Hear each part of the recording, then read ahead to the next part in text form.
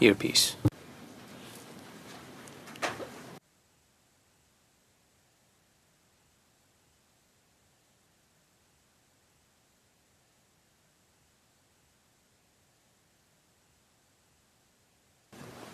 We'll just take a pause and fix it.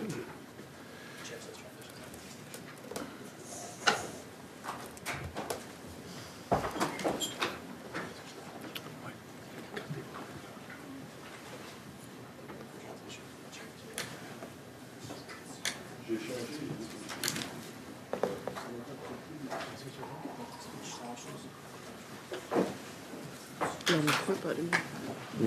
Leur micro n'est pas allumé, donc j'imagine.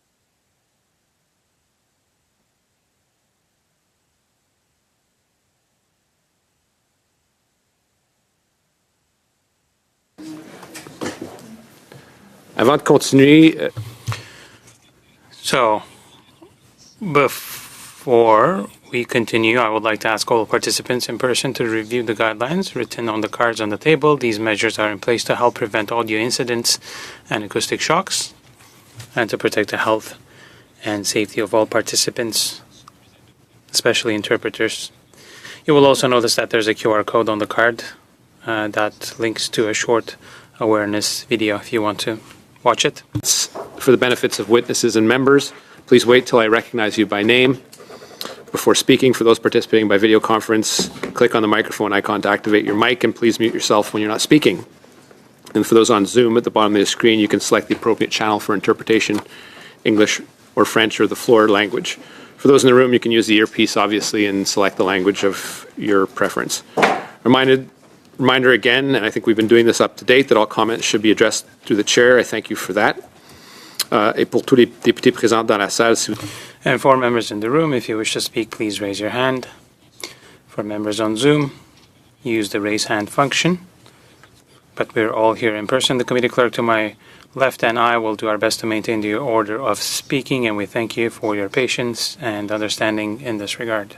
Present the three witnesses today, but I did want to address one issue since C9 has been referred to this committee. The minister is prepared to present and appear as early as next Thursday. Obviously, with legislation taking precedence, I assume it is the preference of this committee to move forward on that study, assuming, I'm not teeing up or preparing anyone for a disappointment of him not being here, but assuming he is not available, I will also assume, unless someone objects, that we continue this study instead of doing something which is a little irregular and bringing in witnesses on C9 before the minister appears. But all signs seem to indicate from the Liberals and from our side that the minister will indeed be here on Thursday. Mr. Brock. Yeah, we do understand in principle that government bills take precedence at all committees. It's a long-standing tradition. I understand that. But I think we can accomplish two matters at the same time, in my view. And it would be, I believe, the Conservative team's preference. I haven't spoken to my bloc colleague yet, but to run concurrent studies so that the week is divided between the bail and sentencing study that we just nicely got started and devote a significant amount of time to Bill C-9. I don't see any reason why we can't run both at the same time. We could look at one day of the week for C9 and one day of the week for our current study that we started last Thursday. So that would be our collective preference. I don't know what the thoughts are of Monsieur Fortin, but I'd hate to stop the momentum, and given that this is such a pressing and growing concern in Canada, I don't want this to resume sometime in December or even after the Christmas break. Do people want to... Knowing that if the Liberal government promises come to fruition, that we heard today in the House repeatedly, that within a few weeks that we are expecting to see a bail and crime bill that ultimately is going to land here at Justice as well. So I think that we really need to put enough resources into both studies, as both studies warrant our immediate attention. Do we want to talk this out now? I know we do have a full slate of witnesses today. We can table this discussion till Tuesday if that's fine. Better. I think we do have some more time on Tuesday, but let's think this through, and perhaps if people want to speak with Monsieur Fortin and see where the thinking is at there. But these are both priority items, so let's table that discussion till Tuesday. So for today's panel, we do have with us three people. First, from the Association des Avocats Noirs du Canada. First, from Canadian Association of Black Lawyers, Theresa Donker, Director of Advocacy. Canadian Association of Elizabeth Fry Societies, Nikki Kish, Co-Executive Director. And from the Canadian Bar Association, we have Melanie Webb, Chair of the Criminal Justice Section. Welcome, all three. Remind the witnesses that they have 5 minutes for their opening statements. I'll allow some flex at the end as it's going on, followed by questions from the members of the committee in the orders that we've predetermined in previous meetings. So without further ado, the floor is yours. Theresa, the floor is yours for opening speech. Thank you. Good afternoon. Thank you to the Chair and committee members for inviting me to speak on behalf of the Canadian Association of Black Lawyers. We at CABLE share the government's desire to make our communities safer, especially Black, Indigenous, and marginalized communities that disproportionately bear the weight of crime, policing, and punishment.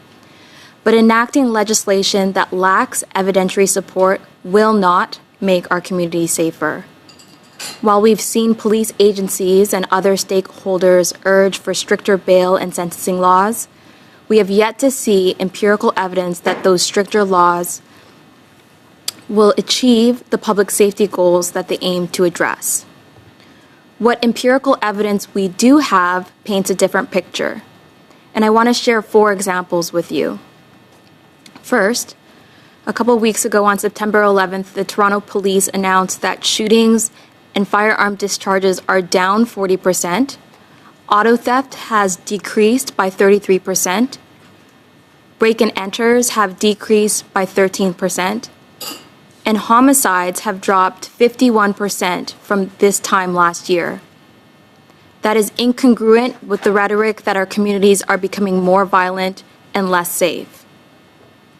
Second, in 2024, the Canadian Civil Liberties Association, in its report on pretrial detention, found that almost 80% of people in our provincial and territorial jails are legally innocent, awaiting bail or trial. That number has more than doubled over the last 40 years. That is certainly not indicative of a catch-and-release system.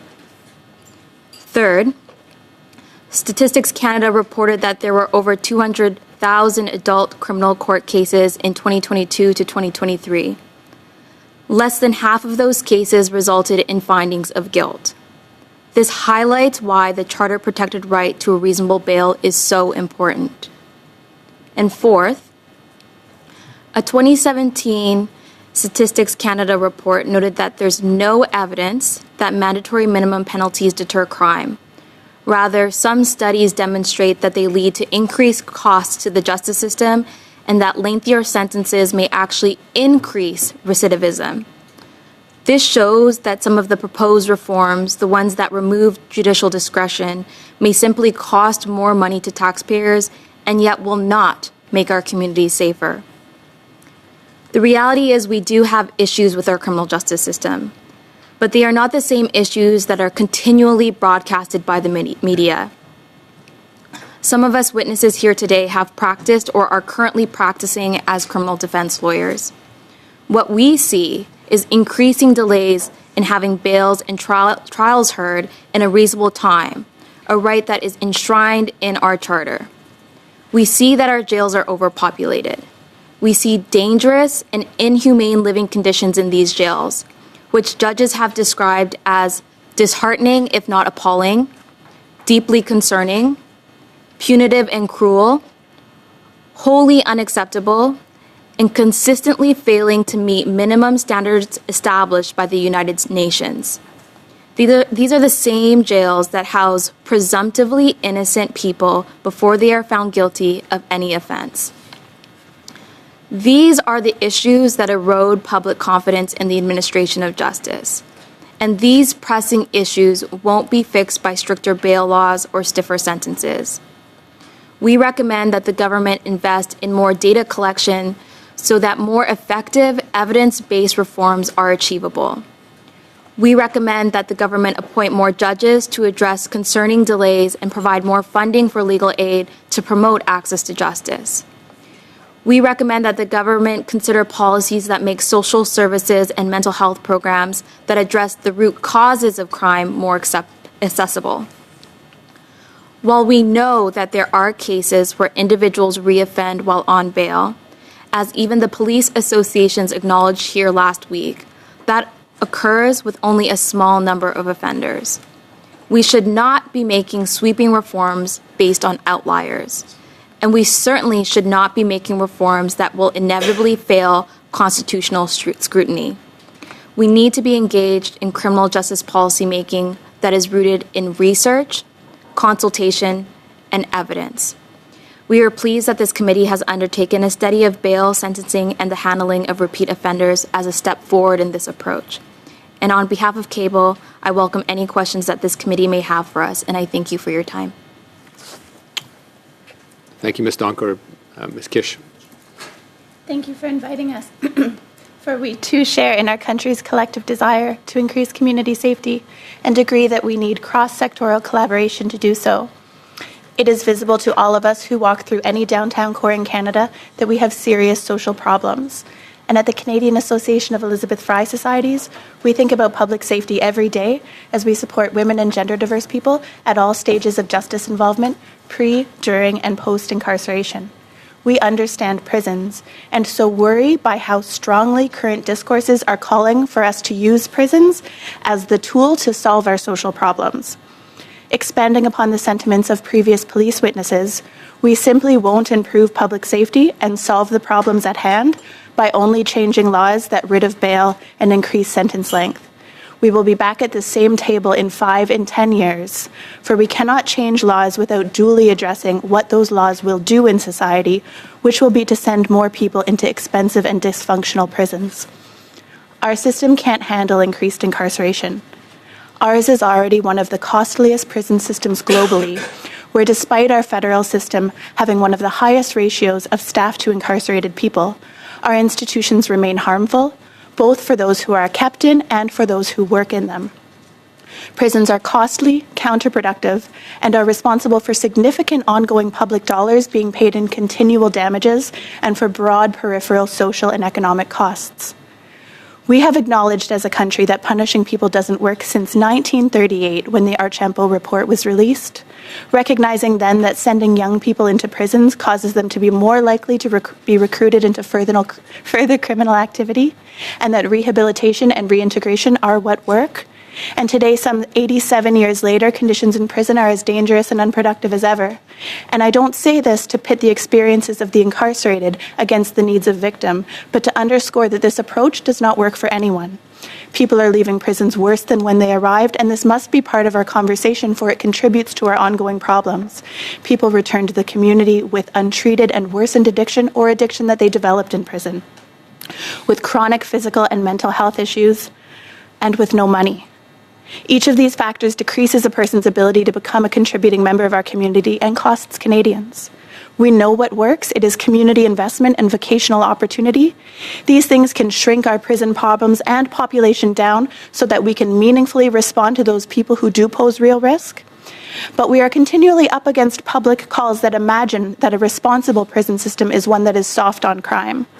I offer that there is wide stakeholder agreement here suggesting otherwise, that it is not a soft on crime approach to understand that what happens to people in prison has an impact on public safety, but that this is a responsible and smart approach. So unless we are prepared to incarcerate people forever and want to build endless specialized prisons, we need to implement solutions that go beyond incarceration, focusing on cross-sectoral and community-led solutions that work, such as Ontario's Bail Verification and Supervision Program, which operates at a fraction of the cost of incarceration. In the Peterborough region, for example, just $1,100 per person per year, as opposed to the almost $90,000 per person per year that it costs to provincially incarcerate them. This lowers public safety risk, provides individuals with support and supervision on bail, and keeps them out of prison. Right now, our prison system is overwhelmed. It cannot meaningfully respond to the very small number of people who do pose risk, because there are few off-ramps for people who do not need to be incarcerated, and because prisons are being tasked with responding to an influx of unmet community needs, such as our addiction and mental health crises. Certainly, if we weren't unproductively incarcerating so many who could be better served in treatment facilities, or who are incarcerated lengthily, where they could much sooner become contributing members of our community, for all of the Indigenous women who simply need support to heal from intergenerational trauma, then the professionals in our system would have much more capacity to meaningfully respond to those small numbers of people who we are trying to address here. We need a responsive system in both directions. One that can respond to risk, but one that also provides opportunities to let people move forward and to be well. And I know it seems intuitive that when we see violence from previously system-involved people, we would lock them up for longer. But to every call being made for failed three-strikes policies, for femicide to raise murder convictions to first degree, and for more reverse onus, we could discuss further how these policy responses will fail at solving the problems they seek to. I'll close with a question, and that is, how many people would not have committed new crimes post-incarceration had they not been swept up into a dysfunctional prison? I offer words which I'll never forget of a previous farm manager from a transformative justice agricultural initiative in British Columbia. He was a repeat offender who learned from childhood, as he told me, to be a better criminal in prison, and continued this for 20 years until he was given one good opportunity, and that was a chance to farm. He learned to grow food and then grew food for and with victims of crime, and said to me, "Nikki, I would never hurt this community. I would never harm a community that I'm part of, and I've never been part of a real community before." Thank you for your comments. Thank you, Ms. Kish. Over to you, Ms. Webb. The floor is yours. Thank you. Good afternoon. Thank you for the invitation to speak to you today in your study of these important justice issues. The Canadian Bar Association represents over 40,000 lawyers, students, academics, and jurists across Canada. Our mandate includes seeking improvement in the law and the administration of justice. The criminal justice section is made up of a balance of Crown and Defence Counsel from every part of the country. Many of our members also represent and provide advice to complainants during the course of criminal prosecutions. I am the chair of the CBA Criminal Justice Section and a criminal trial and appellate lawyer. The CBA appreciates that bail reform and addressing individuals charged with and convicted of violent offences are top priorities for lawmakers. We share your commitment to public safety and acknowledge the importance of maintaining public confidence in the administration of justice. As we have stated before to this committee, any changes contemplated to the bail provisions must be evidence-based, consistent with constitutionally protected rights, and consistent with the long-standing principles of bail set out in the existing jurisprudence. Some have suggested that the rights of the accused are weighed more heavily than the rights of the complainant. The CBA is of the view that the bail provisions in the criminal code, when applied correctly, appropriately balance the concerns for public safety and the need to maintain confidence in the administration of justice with an accused's constitutionally protected rights, including the right to be presumed innocent until proven guilty. We suggest, however, that there is room for improvement in making our bail system more efficient. This would help focus more attention and resources on the most serious of offenses, including crimes of violence. Further, a large proportion of court dockets is taken up with accused persons charged with committing low-level, non-violent offenses who are often motivated by mental health or substance use issues. These persons are not receiving adequate supports to address these issues, even after being released on bail. An inefficient and overburdened system means that accused wait longer for their matters to be addressed in bail court. Pretrial detention centers become overcrowded, with people awaiting both bail hearings and their trials. Detained accused will be more likely to be given enhanced credit on sentencing for harsh pre-sentence conditions if convicted of a crime. Overcrowding also leads to physically dangerous and highly stressful conditions for both inmates and correctional officers. Overburdened dockets means that more cases, including those of persons charged with serious violent crimes, may be stayed as a result of court delays. As this committee has already heard, the provincial jails are no places for rehabilitation. Jails are criminogenic, meaning that incarceration without rehabilitation can actually increase the likelihood that someone may reoffend and be jailed again. In terms of inefficiencies in the bail system, some contested bail hearings take up more court time than a trial on the merits might take, and may not finish the same day. Courts in busy jurisdictions will not reach all matters that require a contested hearing. Matters are adjourned day after day. This leads to surety attrition, as well as negative collateral consequences for accused persons in custody, including loss of housing and employment. For longer matters, there can be many procedural requirements that must be met before the bail hearing can even be scheduled. We suggest that better case management and streamlining of bail processes generally would help prioritize high-risk matters over low-risk ones. Further research into tools to identify low versus high-risk cases would also be helpful. We suggest 2 amendments to the code to streamline bail hearings. First, we propose that it be clarified that all bail hearings can be conducted in a bifurcated manner that considers, first, the level of release appropriate, and second, the suitability of the proposed surety, if a surety release would be appropriate. Second, we propose that leave of the court be required for either party wishing to cross-examine a surety or a witness at a bail hearing. In most cases, counsel are well-equipped to provide meaningful submissions, and justices are well able to consider the relevant grounds without needing to actually call evidence as if a full-blown trial. I conclude with these final remarks. Persons who have been detained pending trial, who are ultimately acquitted, or have their charges withdrawn will never regain those years of lost liberty. That is precisely why every person charged with an offense has a constitutional right not to be denied reasonable bail without just cause, and why that right must be preserved. Thank you. I welcome any questions that the committee might have. Thanks to all 3 of you. We have the first round, which, as members know, is 6 minutes each to the Conservative Party, the Liberal Party, and the Bloc Québécois, respectively. And then we start off with MP Gill, 6 minutes. Thank you. Thank you, Mr. Chair. Thank you, Mr. Chair. I would like to start by thanking the witnesses for taking the time today. For the last decade, government policies have clearly failed to address the exponential rise in crime. While it is essential that we guarantee judicial right to the accused, we also have a duty to protect law-abiding citizens from repeat offenders. Statistics are clear. Most serious crimes are committed by individuals with prior records, According to Public Safety Canada, between 2019 and 2022, 53% of individuals charged with homicide were on bail at the time of offense. Given these alarming figures, what changes would you propose to ensure that individuals with a history of serious or violent offenses are not released only to reoffend, and how do we better balance the right of the accused with the right of the public to be protected from repeat violence? My question is to all of you.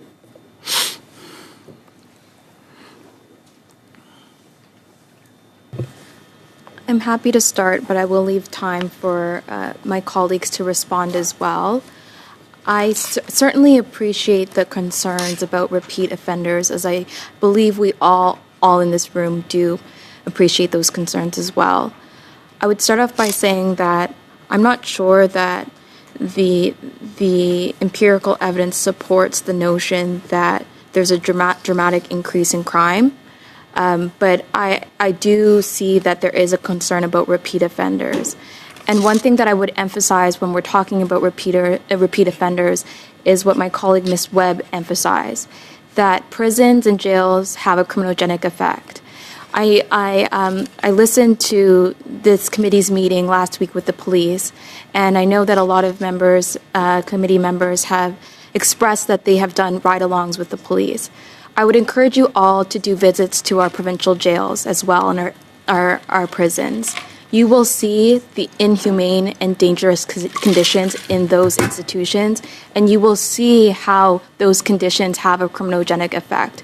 If we truly care about keeping our community safer, we need to be concerned just as much with rehabilitation as we are with punishment.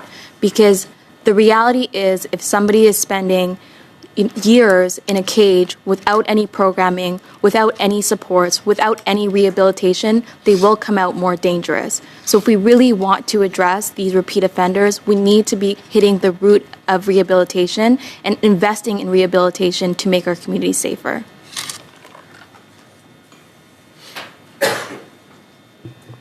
Yeah, I'll just underscore what my colleague shared, and it's not a coincidence that so many people causing harm have been system involved previously, because the system is a contributing factor in the behavior post-release. Thank you. I echo the comments of Ms. Donkor and Ms. Kish. And I noticed in her remarks that Ms. Donker highlighted that Toronto Police Chief Myron Demkew had reported that, in fact, there had been significant decreases in the numbers and rates of several serious offenses, including homicides, shootings, discharges of firearms, and robberies. I also took the opportunity to take a look at the stats for the region of Peel, and I also found complementary decreases in homicide, robberies, break-and enters, and auto thefts.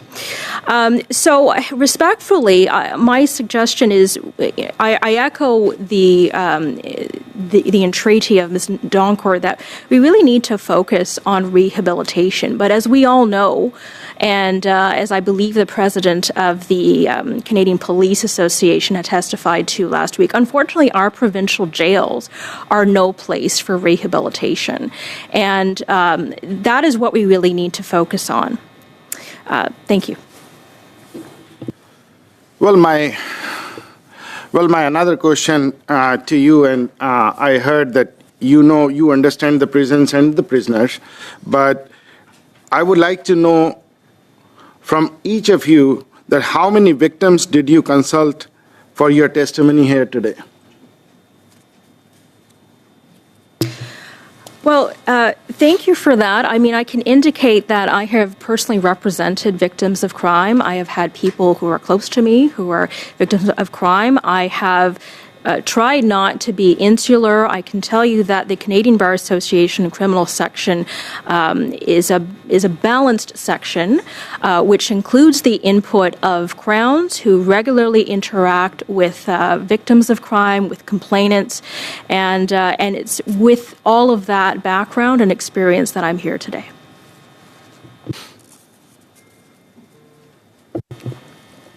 And I echo Ms. Webb's comments. I am a criminal defense lawyer, but I also represent complainants in sexual assault proceedings. So I've certainly heard their perspective, and I am here today not only speaking as a defense lawyer, but I'm also speaking as a Black woman. I'm also speaking as a woman who has represented other women and other victims of crime as well. So I do hope that in my sentiment, you are hearing a holistic perspective, and know that I'm speaking from a holistic perspective, not just from the perspective of the accused.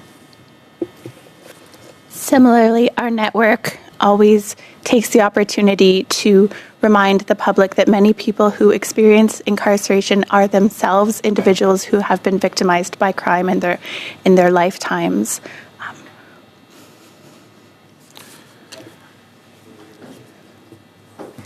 Thank you, Mr. Chair. Thank you to all three of you for joining us today on this important study. I will direct my questions to you and Ms. Webb.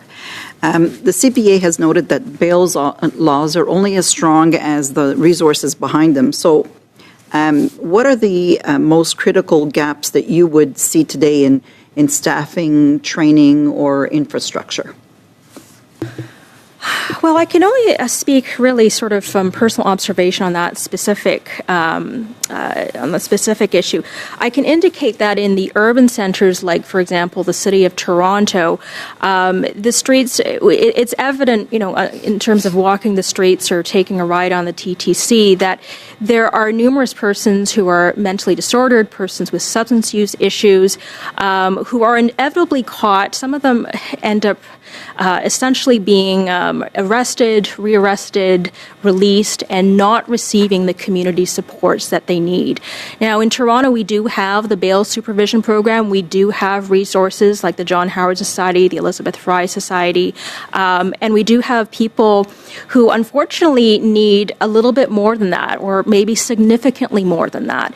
But the reality is that for people who are seeking adequate mental health services, they are often facing wait times of months, sometimes several months, before they can get the care that they need.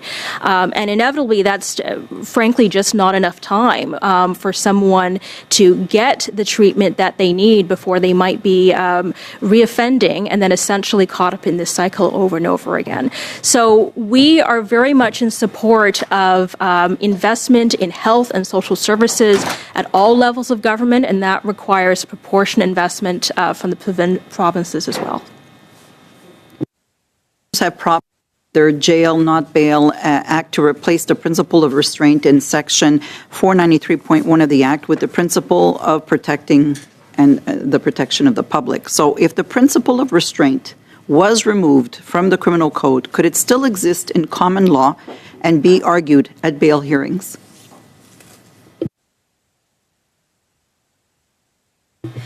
Thank you. Well, the principle of restraint, that is a long-standing principle that is well established in the case law. Bill C-75 simply codified it, and that was well set out by the Supreme Court in the Antic decision. I'm sure many people in this room are familiar with that decision.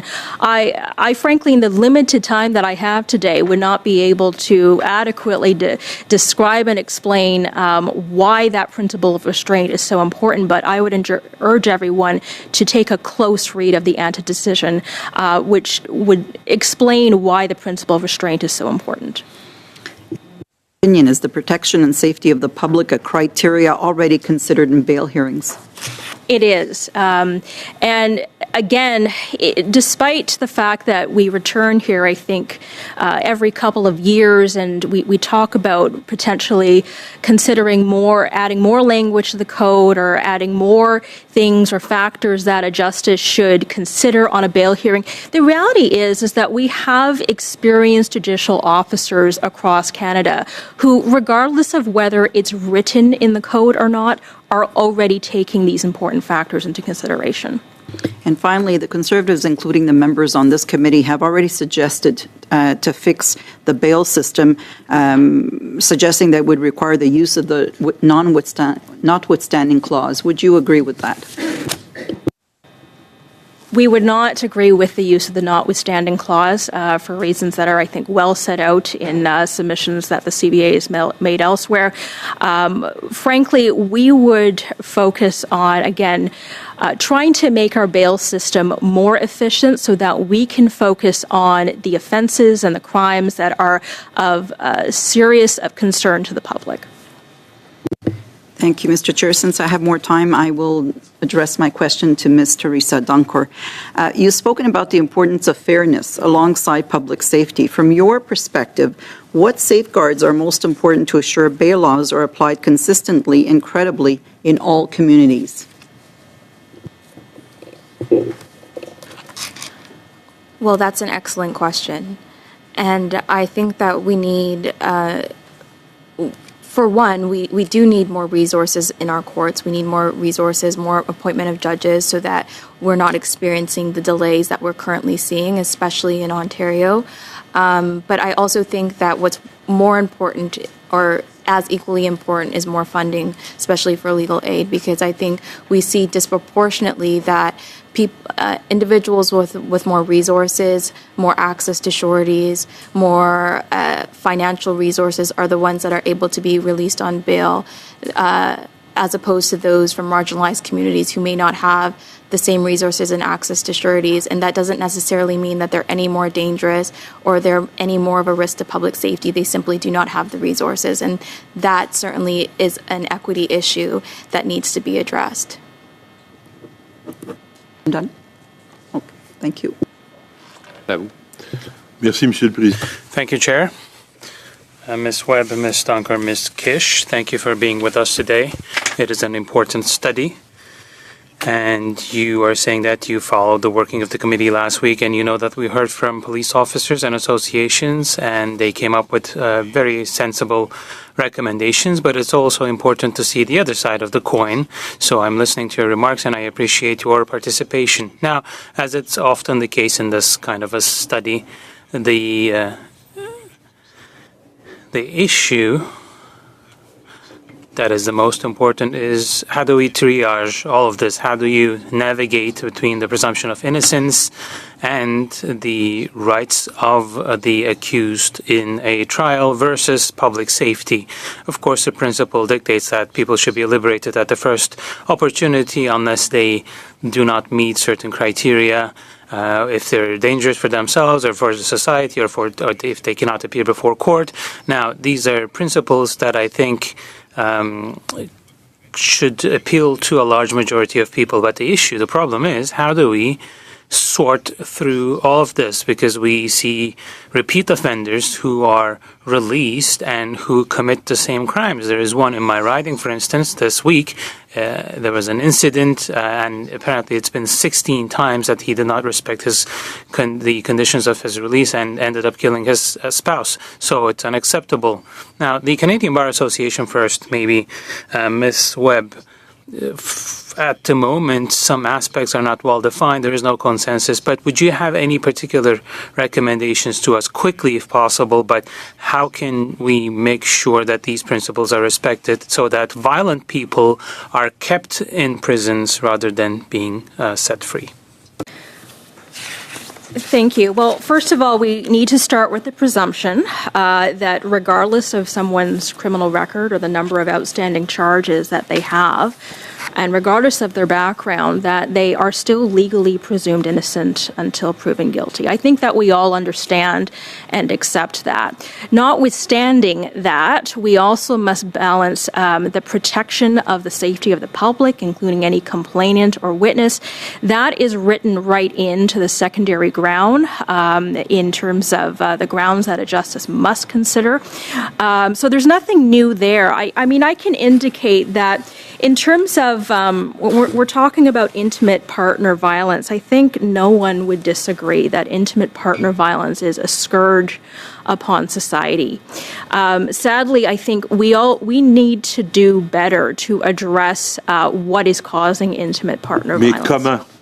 How to do better? This is the question. Yeah. Comme je le disais, là, est-ce que... As I was saying, well, I mean, is there a definition of criminal repeat offenders, multiple repeat offenders. As far as I can tell, there is no clear definition. Would it be important to come up with a definition, or are there other solutions? And I apologize because my time is very limited.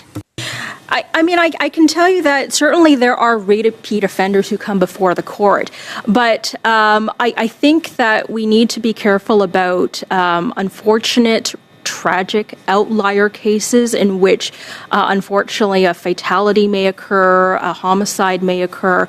And unfortunately, our society is never going to be 100% secure against the dangers of that happening. All we can do is properly apply the law as it is set out, and there will absolutely be people who are, unfortunately, too much of a risk to be released. Merci, Madame Webb. Je m'excuse, mais il doit rester à peu près une minute. Thank you, Ms. Webb. I think I have only a minute left. Ms. Donker on the same question, and thank you, Ms. Webb. Ms. Donker, if you want to go ahead and answer the same question, what needs to be done so that the violent and dangerous accused remain behind bars, and in addition to being able to stick to the principle of the presumption of innocence? How do you sort through all of this? Well, in my opinion, the criminal code does already account for this. As Ms. Webb noted, we consider public safety in the secondary ground. And I do want to make clear, because I've heard some discussion around this, and I think it's important to not lose sight of the fact that the principle of restraint doesn't require that those charged with violent offenses be released. That's simply not what the principle of restraint is. And the principle of restraint does not override the test for bail. So the principle of restraint makes clear that a person should be released at the earliest instance possible, and the least restrictive terms where appropriate. So we're still going through the test for bail. We're still going through the grounds. And if it is not appropriate for that offender, because of their criminal record, because of violence, to be released, they should not be released. And so I do think that maybe it's perhaps some training in Ontario with Justices of the Peace that are... Une définition de récidiviste au code. Could we have maybe a definition of repeat offenders in the criminal law? Are you asking if that would be helpful? Yeah. I'm not sure how that would be helpful, because I think that's already applied, but... Merci, Madame Donker. Thank you, Ms. Donker. Ms. Kish, would it be useful to have a definition of repeat offenders? Because the time's up, but just please complete your thought. I don't think so. I think that you would find that most individuals who would be held under that label would be people who entered the system as youth, who weren't provided with rehabilitative environments, who lacked opportunities. I think what we really need to be focusing on here is why why is violence persisting, why is harm persisting, and we need to be looking at all chains of the justice continuum to address that, and beginning in prisons. Collègues, il nous reste... Colleagues, we won't have enough time for a full second round. We'll hear from Mr. Gan and Chang and then Mr. Fortin, and then 5 minutes, except for Mr. Fortin, who will have 2.5 minutes, and then we will need to switch to the second panel. So let's go ahead and start with Mr. Gan. Thank you, Chair. Start with Ms. Kish. Have you met with any families who have had loved ones murdered by somebody out on bail? Not murdered by an individual out on bail, but I did have previous employment at an association that worked directly with survivors of homicide. That's fine. I just want to, same question to Ms. Donacour. Have you ever met with a family who's had a loved one murdered by somebody out on bail? Not in that specific instance, but definitely victims of crime. Same question to you, Ms. Webb. Have you ever met with a family who's had a loved one who was murdered by somebody out on bail? Not specifically murdered, but I certainly have people close to me who have been victims. I just wanted to establish that point. I appreciate that. I'll go back to Ms. Kish. Do you believe public safety should be the primary or a secondary concern when it comes to the design of the bail system in Canada? I think that it's perhaps artificial to associate primary and secondary concerns. I think the concern of the individual, the concerns of the victim, and the concerns of the public are interrelated. And if we adopt a human and a holistic approach to understanding that, we'll have much better outcomes moving forward. You would say that it would be simplistic thinking to putting public safety first when it comes to the design of the justice system and bail system specifically in Canada? Not simplistic. As my colleagues mentioned, I think that the safety and protection of the public is always the salient consideration at all processes of our judicial system right now. But what we have is a persistent problem with similar outcomes over time that demonstrates that some things need to change. Do you believe it would be easier or harder for a repeat violent offender to reoffend while they're still in jail? More difficult, but realistically, can we keep people incarcerated forever? And if not, then let's consider how we're treating them while they're in prison. Well, we're talking about the bail system here, so I just wanted to establish that point that we're all on the same page. Do you agree that when you look at a Liberal bill like Bill C-75 that removed, including the principle of restraint, as well as introducing reverse bail onus for serious crimes, would lead to more potentially dangerous criminals remaining behind bars? You can argue whether that's a good thing or a bad thing or not, but just to establish the facts. I'm not certain that there are any effect from these policies on people who are posing actual danger remaining behind bars. Just from my professional experience, what I see is a system that's so exhausted that it can't properly assess these decisions, and it begins assessing decisions for the wrong reason, for time constraints, for resource restraints, but that there's a lot of really good professionals in the system who want to help individuals who are posing harm, and their hands are tied. Ms. Dunker, what would you say to, I've spoken to a lot of police officers who are frustrated, who tell me stories repeatedly of arresting the same person over and over and over again, stories of arresting the same person for the same offense twice within a 24-hour period, who are almost putting up their hands and feeling like they aren't being given the tools to do their job. I would say that we share the same concerns when it comes to public safety. We're certainly not saying, let's sit on our hands and do nothing here about repeat offenders. That's not the case. We want something to be done, but we want effective reforms. And effective reforms are evidence-based reforms. I want to see the evidence. I'm hearing a lot of concerns about Bill C-75 and how that's led to more repeat offenders. I want to see the evidence. I want to see the trends. I want to see the patterns. I want to see what's directly causing this so that we can directly address it. I'm glad you brought up the evidence. You referenced some statistics from, I believe it was maybe 2024 to 2025 or 2023 to 2024.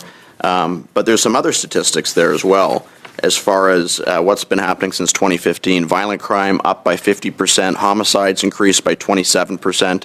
Also, interestingly, 35% of those homicides in 2023 committed by a criminal on some sort of release, including bail. So I think if you look at public opinion, you look at the statistics provided by the government since 2015, since this new Liberal government came into power, violent crime is up across the board. So you can cherry pick different regions and different, 1 year, year-over-year periods within that. But how do you explain the undeniable increase in crime over the past 10 years? Go ahead. No, go ahead. There's about 30 seconds. I'll give you some time to finish your thoughts, but we have to move on. So she has the opportunity. Unfortunately, I know I appreciate that there may be increases in specific types of offenses over periods of time, but suffice it to say that the statistics alone don't tell us specifically what's the cause of that. So unfortunately, I'm unable to comment as to whether, and I would be very reluctant to speculate. Your position, it's a coincidence? I wouldn't say it's a coincidence, but I think that there needs to be meaningful analysis. Thank you. Great job. Mr. Chang. Thank you, Mr. Chair. Thank you three all for your time. In Burnaby Central, my riding, one of the most diverse ridings in Canada, people from every background want the same thing, a justice system that is fair, firm, and trustworthy. So diversity teaches us one thing, that fairness must be at the heart of our approach. But the good people of Burnaby Central also tell me that they want to feel safe in their homes, on the transit, and in their neighborhoods. So the balance between fairness and firmness is important as we study bail and sentencing reforms. Canadians lose confidence when the system seems too lenient, but they also lose confidence if it overlooks equality and charter protections. So my very first question goes to Ms. Kish. The CAEFS emphasized that human rights and dignity should be at the heart of justice policy, including bail and sentencing. So how can bail decision-making better balance these principles with the goal of enhancing community safety? I'll reiterate that I think that the existing law on the books is strong, and that the problem is what happens to people when we're sending them into prisons. Most of the individuals who I speak to who don't feel safe in various communities across Canada feel a lack of safety because of people in untreated addiction in communities. And talking about how to respond to addiction in society and how these drugs are getting to our streets and talking about prisons should be separate conversations. I think the only reason they're conflated is because right now most people in active untreated addiction end up committing minor or serious crimes and going into our prison system, which is ill-equipped to handle them.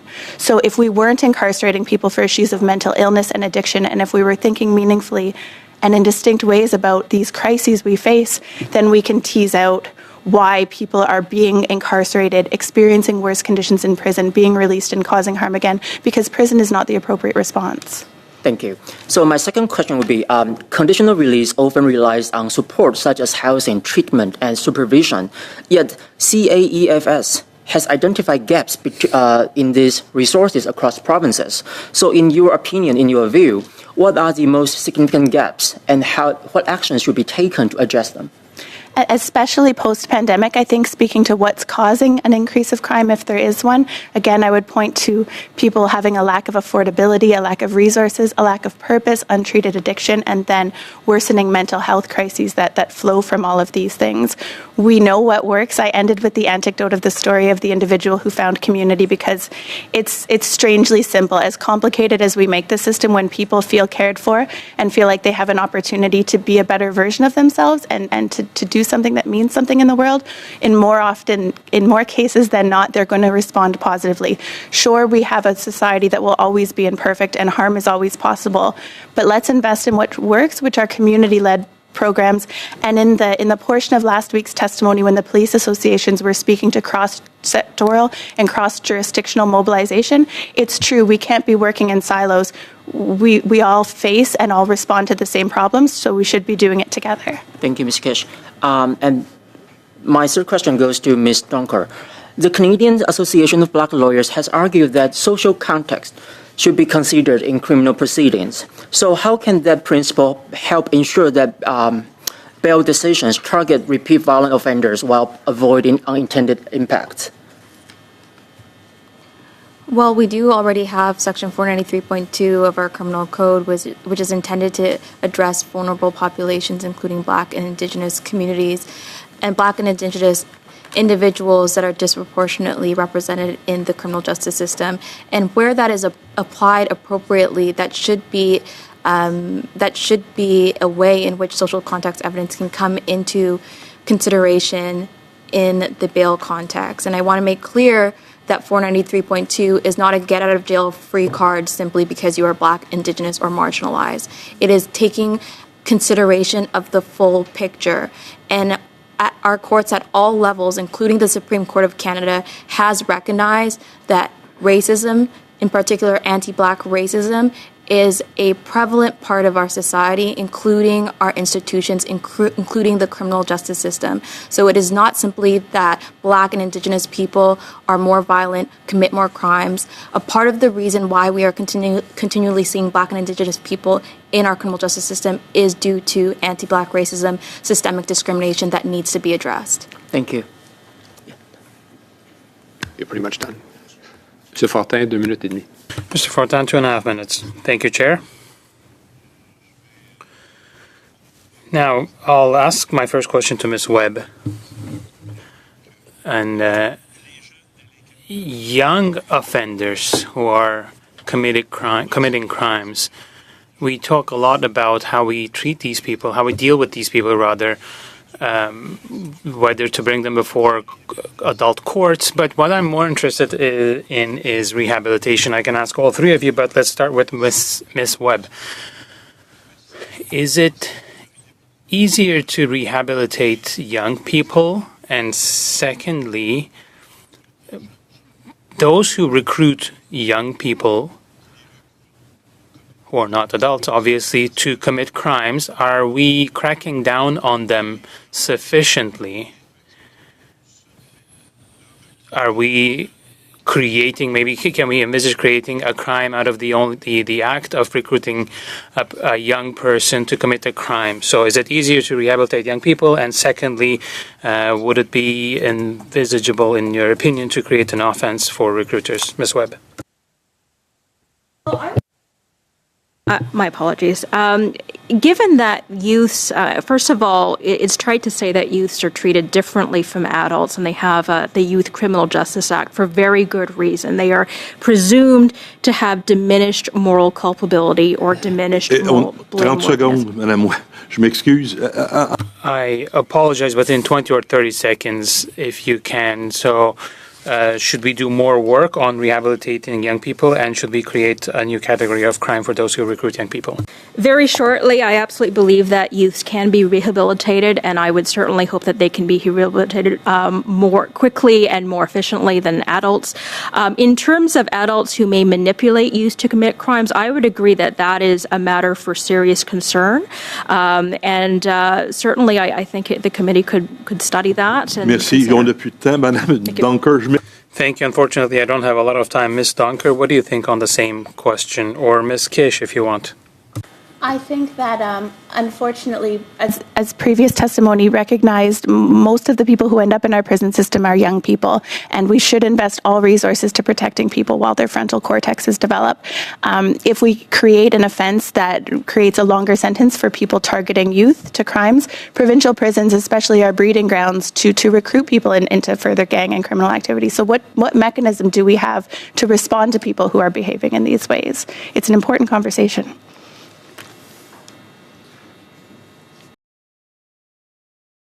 Today we have with us from the Canadian Civil Liberties Association, Shakir Rahim, the Director of the Criminal Justice Program.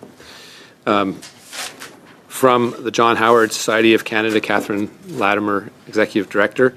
And online, joining us remotely, Chief Mark Roskamp from the St. Thomas Police Service. Without further ado, we will start with 5-minute presentations in the order that I presented the witnesses, and then we will get off to the round of questioning. Thank you very much. Please go ahead, Mr. Rahim. Good afternoon. I'm a lawyer and director of the Criminal Justice Program for the Canadian Civil Liberties Association. I would like to begin today by telling you the story of Umar Zamir. 4 years ago, Mr. Zamir was charged with first-degree murder. On a night out in Toronto, with his pregnant wife and 2-year-old son, he was approached by people in civilian clothing in a parking garage who had their guns drawn. He panicked, drove away, and unintentionally hit one of the men, who turned out to be an undercover police officer and tragically passed away. Mr. Zamir was released on bail, and there was outrage. A premier called it an example of a criminal having his life put ahead of victims and families. A mayor called it disgusting and a disturbing decision. 2.5 years later, Mr. Zamir was acquitted by a jury on all charges in what was widely viewed as a weak case that never should have been brought. What stood between Mr. Zamir, an innocent man, and a prison cell for those 2.5 years? Bail. Mr. Zamir's story uniquely grabbed the headlines, but his story is not rare. Roughly half of criminal cases in Canada do not result in a finding of guilt. But for pretrial release, innocent people would lose their jobs, the ability to see their loved ones, and their liberty, despite having committed no crime at all. And bail has become more, not less difficult to obtain in Canada over the past 50 years. According to Statistics Canada, 22% of people in provincial and territorial prisons in 1978 were denied bail. When Bill C-75 was passed in 2019, that number had tripled to 67%. Last year, across Canada, it stood at 76%. And while the number of people imprisoned because they were denied bail has skyrocketed, conditions in provincial and territorial jails have plummeted. In 2025, the Ombudsperson of Ontario found provincial jails there in a state of crisis, with severe overcrowding and frequent lockdowns. Similar observations have been made in other jurisdictions. In these dire conditions, the innocent may plead guilty simply to get out, and others will leave with trauma that will imperil their rehabilitation.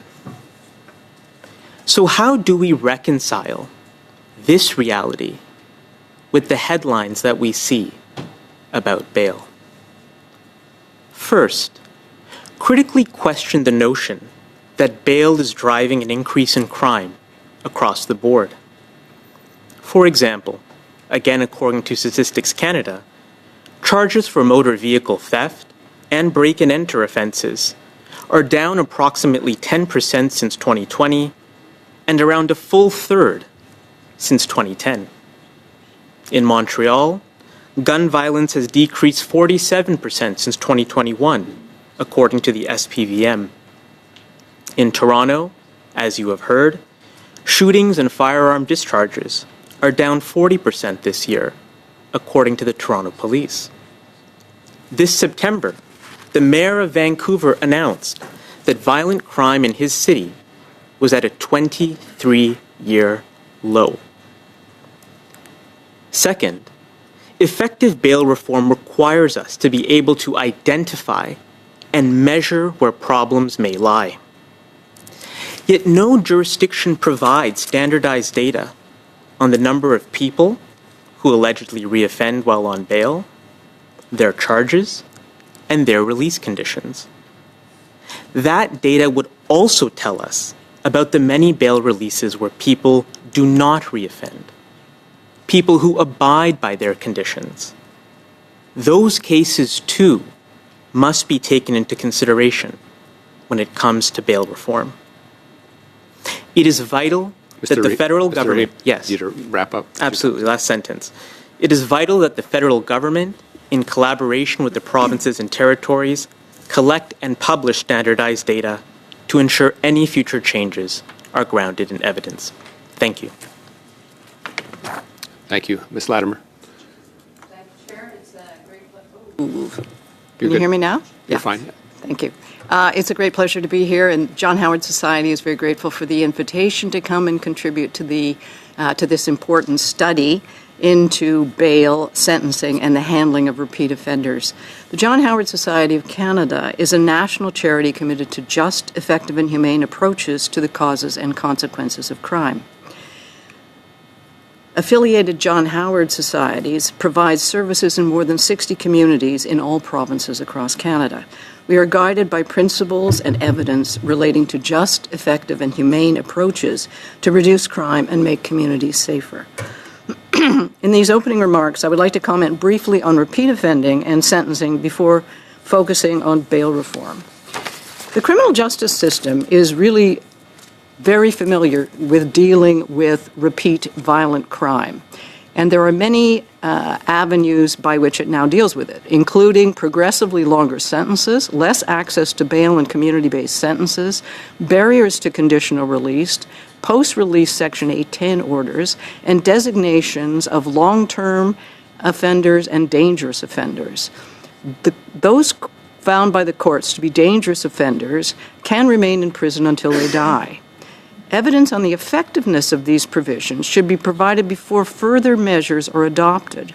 While the penalty reflects the seriousness of the crime, studies show that tougher penalties do not deter crime generally, and so will not be effective in making communities safer. From our perspective, more needs to be done to reduce repeat crime. We note all party support for the federal framework to reduce recidivism and believe it to be an important tool, but underutilized for reducing repeat crime. The Minister of Public Safety's report to parliamentarians on the first 3 years of progress is due, and will be followed by annual reports on the framework. Parliamentarians have a key role in helping to shape government efforts to reduce repeat crime through the federal framework to reduce recidivism. Any study of repeat crime would be incomplete without examining this vehicle and how it can be useful to that end.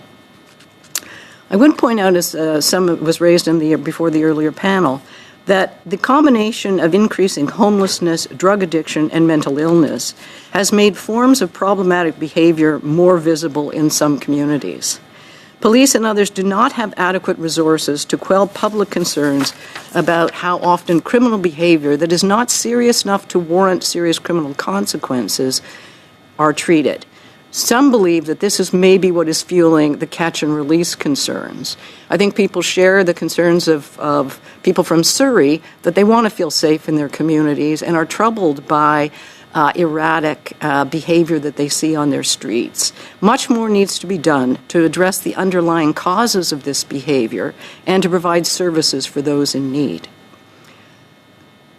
Sentencing reforms. The instinct, and I've noticed this in earlier panels, is to increase sentences to address concerns about increasing crime.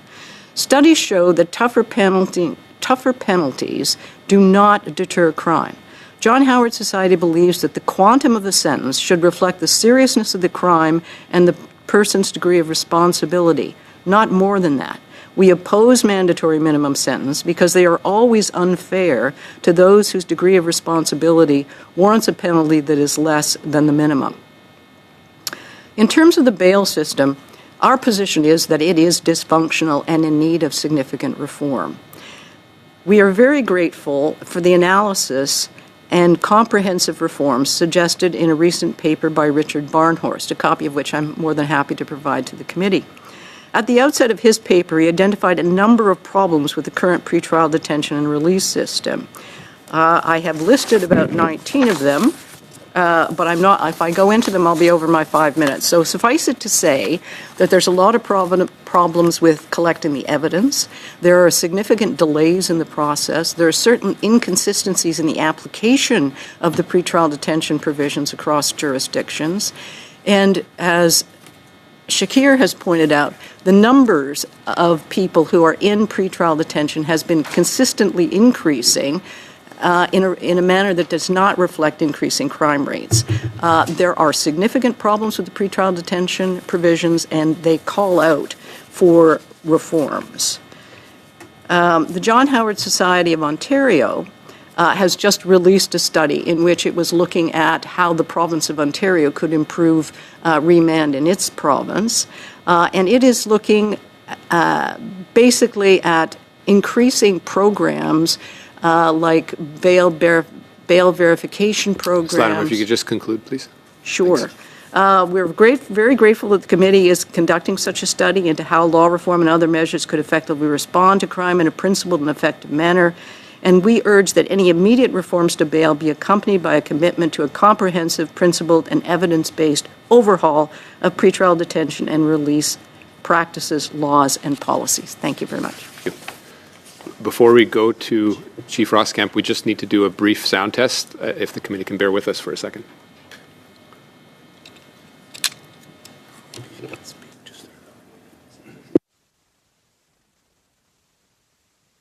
Heard properly and the translation's working?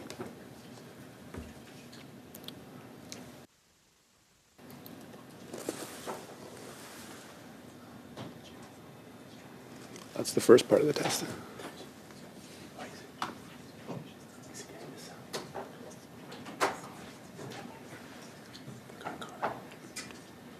Okay, we're going to call him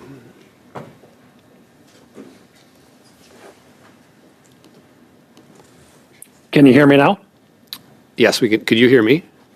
I can hear you, sorry. We can hear you.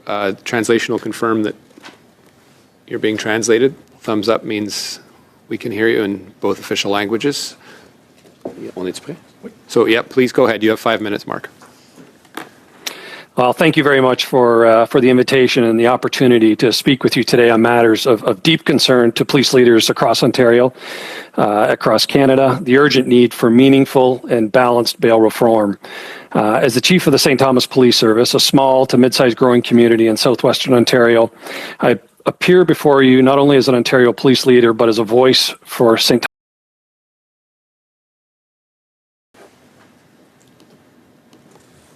Can you hear me now? Yes, we can. Could you hear me? I can hear you, sorry. We can hear you. Translation will confirm that you're being translated. Thumbs up means we can hear you in both official languages. So, yeah, please go ahead. You have 5 minutes, Mark. Well, thank you very much for the invitation and the opportunity to speak with you today on matters of deep concern to police leaders across Ontario, across Canada, the urgent need for meaningful and balanced bail reform. As the chief of the St. Thomas Police Service, a small to mid-sized growing community in southwestern Ontario, I appear before you not only as an Ontario police leader, but as a voice for St. Thomas residents, families, and business owners who are living with the consequences of a system that in its current form is failing them.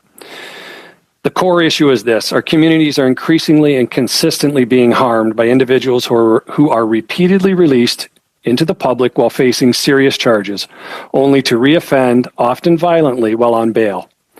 Pretrial recidivism and chronic criminality are not abstract concepts. They are daily realities for frontline officers, for victims, and for communities who are, quite frankly, begging for police services for relief from violence and disorder. It is important for me to be clear. I respect the constitutional rights of every individual, including the right to reasonable bail and the right to a timely hearing. These rights are foundational to our justice system, and as police officers, we uphold them with the utmost seriousness and respect. But constitutional rights do not exist in a vacuum. The Charter does not stop at the accused. Our law-abiding citizens also have rights. The rights to be safe in their homes, in their streets, in their places of work. Police have fundamental obligations to protect the public. That is our duty and that is our promise. And what we are seeing, however, is the implementation of legislation such as Bill C-75 and Bill C-48. They've created a system in which that promise is increasingly difficult to fulfill. The practical application of these laws, particularly around bail provisions, has weakened judicial accountability and too often prioritized procedural fairness for repeat offenders over the broader safety of our communities. The result is that violent and or chronic offenders are released multiple times before facing trial. Chronic offenders with long histories of victimizing others, including vulnerable individuals and small business owners, continue to cycle through the system without meaningful intervention. Our communities feel abandoned by the very institutions meant to protect them. There is a growing and dangerous disconnect between legal theory and lived experience. Simply put, there is a lack of common sense left in the current bail regime, and it is our communities that are paying the price. We are also seeing a concerning and troubling trend: the automatic attribution of all criminal behavior, or some, to the broader social and health disorders that are occurring. While no one disputes the impact of social determinants of health on individuals, and while police are among the first to advocate for proper compassion, health, substance use, and social supports, we must not allow these challenges to be used as a blanket excuse for serious, planned, and repeat criminal conduct. Too often, individuals who are prolific, repeat, and strategic are treated in court as though they are first-time, low-risk individuals. This is a profound disservice to the communities they repeatedly harm. It erodes confidence in the justice system and fails to deter criminality. We cannot continue down a path where those who habitually harm others are granted the same consideration as those facing their first charge under exceptional circumstances. That is not justice. That is a loophole, and it's one our communities are falling through every single day. Today, I won't speak to a return to overly punitive systems of the past. we are calling for a return of balance, a return to a system that recognizes risk, prioritizes public safety, and gives meaningful weight to the rights of victims and law-abiding citizens. That means real, effective judicial oversight. It means ensuring that high-risk offenders are not continually released without accountability. Chair and members, we're at a critical juncture. We need your leadership. We need bail laws that protect our constitutional values while also protecting our communities. Thank you, and I look forward to your questions.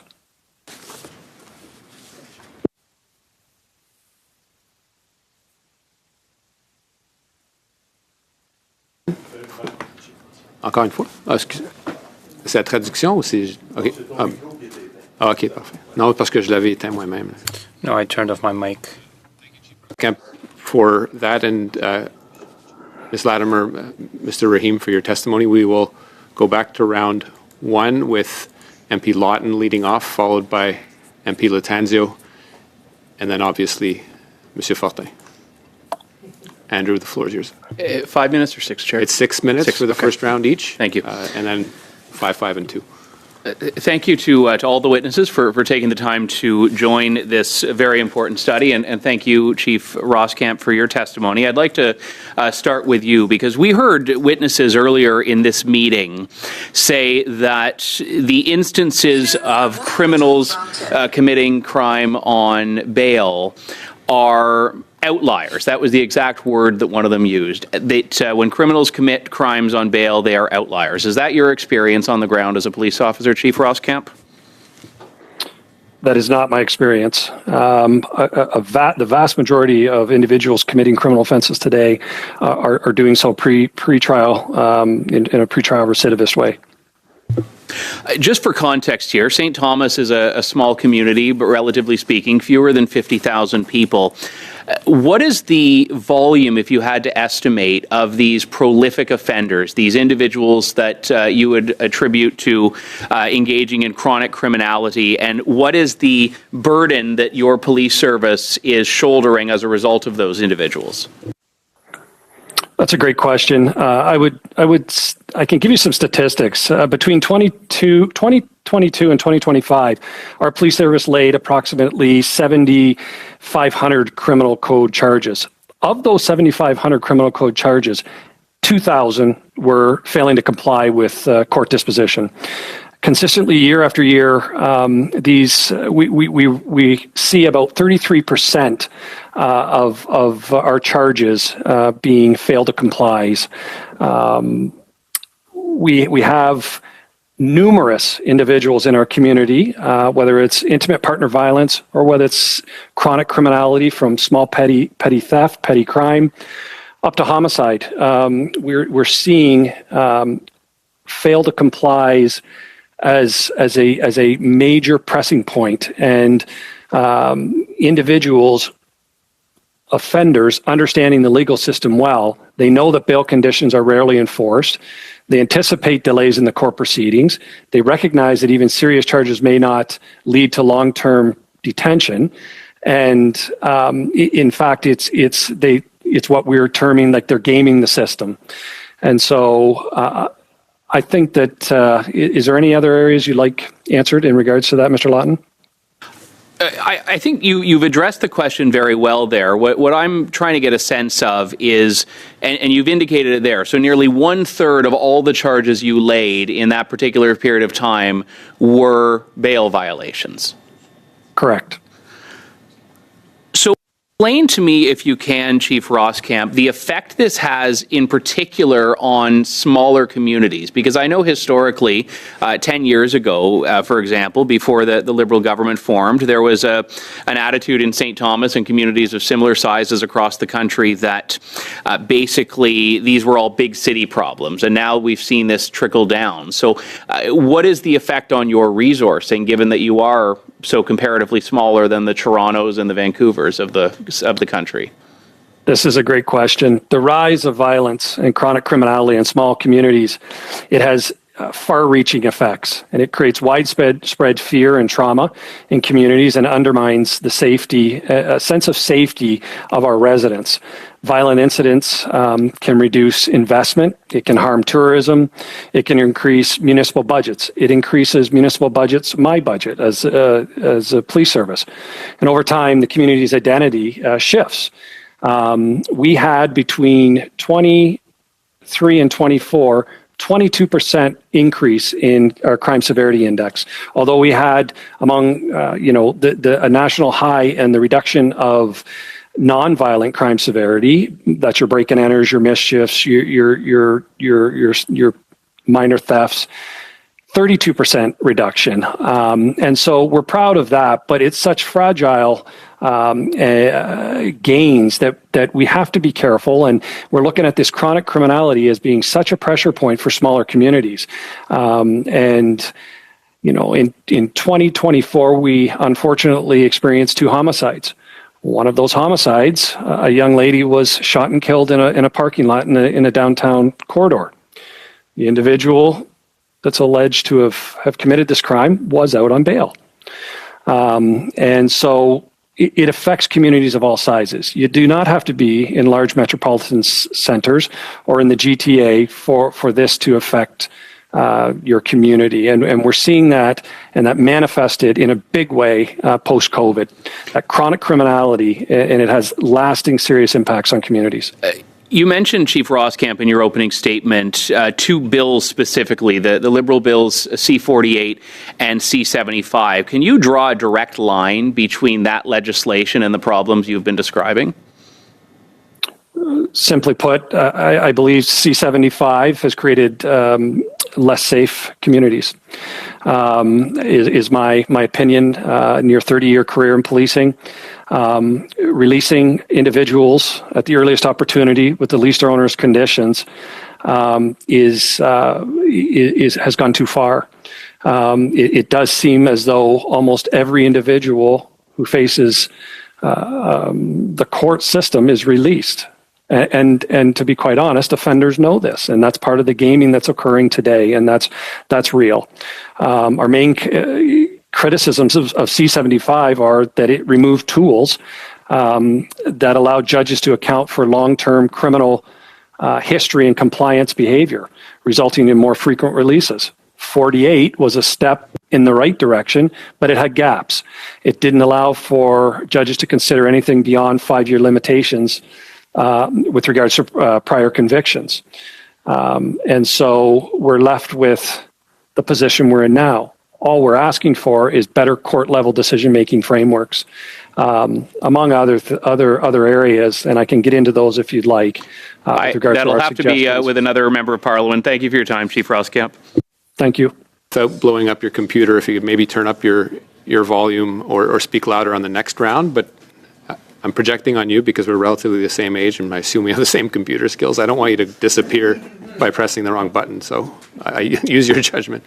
Ms. Latanzio. Thank you, Mr. Chair, and thank you for the witnesses for being here today and participating in this very important study. I will address my first question to you, Mr. Rahim. In March of 2023, the Canadian Civil Liberties Association said bail debates were being driven by rhetoric rather than evidence. From your perspective, why is it so important that Parliament keep its focus on evidence-based reforms rather than slogans? Because that is actually what is going to lead to an improvement in public safety. To simply not look and collect the data about the patterns we have seen means that adjustments to the bail system won't be able to be properly assessed or implemented. And, the Senate Committee on Legal and Constitutional Affairs, in its study of Bill C-48, made this exact point. They said it is time, long past time, for us to collect data about the system. But yet between then and now, we have not seen any new information to help inform policymakers like Mr. Chair, the ones here today, to make decisions that are rooted in evidence. That's how you ensure we have the right balance between the presumption of innocence and those other charter rights, and as well, public safety. Thank you. My next question will be addressed to you, Ms. Latimer. So in your view, how should provinces and the federal government work together to ensure that enough judges, crown prosecutors, and correctional resources to make bail reforms meaningful in real-life, day-to-day practice? I think it's always a challenge working across jurisdictions. I think some of this has been the Premier is pointing at the federal government thinking that legislative reform alone will actually correct some of the manifest problems in the bail system, and it won't. It will require collaboration, more programming, and the supports in place to make the system work. The delays are too long. People are subjected to conditions in the community for too long. They're subjected to remand for too long. There's too many delays in the system. The whole system needs to improve. But more importantly, there needs to be programs in place that help people respect their bail conditions, so you don't have to lay as many non-compliance charges as they are in some communities, because people are showing up for their bail hearings. They're respecting those conditions, and some of the bail verification programs have proven to be very successful in helping that. So have bail navigators in Manitoba have proven to be very, very successful in helping people to comply with their conditions. But it will take an effort across all jurisdictions to really make the changes that need to be made to a very dysfunctional system at this point. Thank you.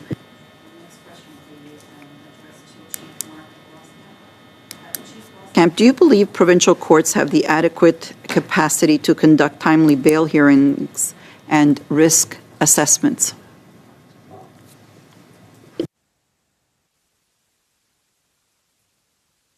That's a great question. Would we like to see more court time and more time given to conduct bail hearings? Yes. So the answer is we would like to see more time given to this area and more consideration given on safety risks. But more specifically, in terms of provincial courts, do you think that they have the capacity to be able to conduct this work? There's always room for improvement in that area. Okay, what would you suggest? What would be your recommendations? Well, I would suggest that more resources be put towards our provincial courts, more judges, more Crown attorneys, perhaps longer hours in courts. So do you believe that this is a joint effort with regards to different levels of government, provincial, municipal, and federal? Yes, I do. Okay. I'm going to go back over to you, Ms. Latimer. Public confidence in bail often comes down to whether conditions are enforced properly. Based on your experience, what steps would strengthen the system so that people released on bail are supervised consistently and safely? I think there's a lot of challenges with the enforcement of the conditions, the sureties, who's monitoring the sureties? Do people actually lose their money if they do not adequately discharge their responsibilities? And monetary sureties do have a very strong class bias in that those from less affluent positions are less able to enjoy the liberties that others equally entitled are enjoying. So yeah, I think there needs to be a reworking of bail supervision capacity so that those who are released on bail are adequately supervised and supported so they meet those conditions. And I think the whole system needs to be streamlined so that it focuses remand on those who actually pose the most significant risk and not on many of the people that we see languishing in very unfortunate conditions awaiting trials and for far too long. So I think you need to have a system that really focuses on those who may well present a serious risk to future criminality and to the public, and find constructive alternatives for the rest. And I think that would be a big help. Thank you. Merci, Monsieur le Président. Thank you, Chair. Thank you to all of our witnesses, Mr. Rahim, Ms. Latimer, Mr. Chief Roskamp. So thank you all for being here. My questions will be for Chief Roskamp to start, just to make sure we're talking about the same thing. Would you say that, do you believe in rehabilitation or not? Chef Roskamp? Chief Roskamp? The translation? Oh, Monsieur le Président, vous allez arrêter mon... Chair, I hope you're pausing my time.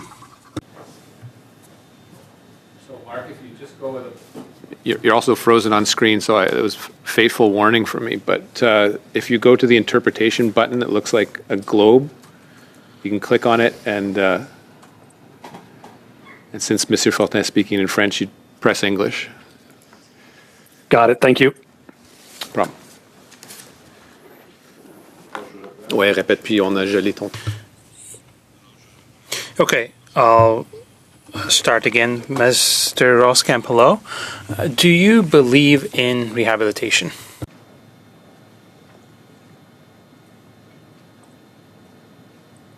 Est-ce que vous m'entendez, chef? Can you hear me, Chief? Geez, I'm still not getting a translation. And I've clicked it.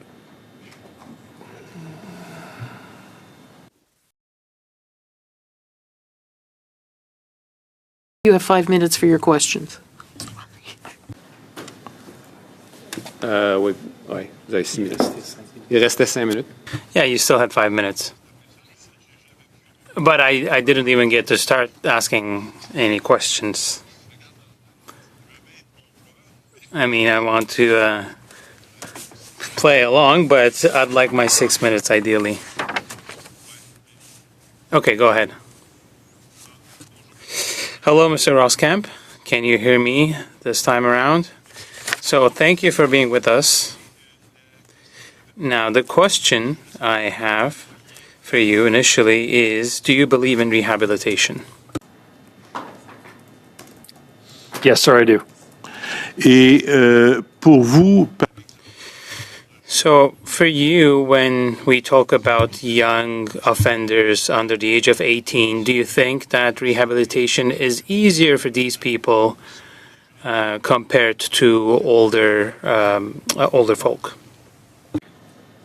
Just so I understand the question correctly, do I understand that rehabilitation is easier? Is that what the question was, sir? Oui, c'est à savoir, est-ce que c'est plus facile avec... I just want to know if it's easier to achieve rehabilitation with young offenders. I think it probably is. Yes.